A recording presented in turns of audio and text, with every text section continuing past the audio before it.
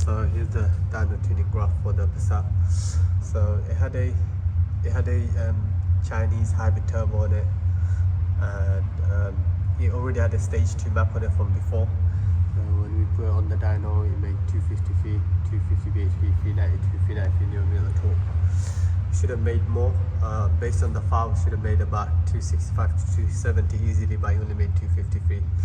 So we further tuned it, and we tuned it up to 289 bhp and 457, 456 Nm of torque. And some areas, like for example here on stock, it was making about 240 bhp. Now it's making 287 bhp at around 6k rpm. That was the max we could get out of it. The wastegate duty cycle was really high, over 90%, and the turbo was just running off puff to the high end. Other than that, solid gain still.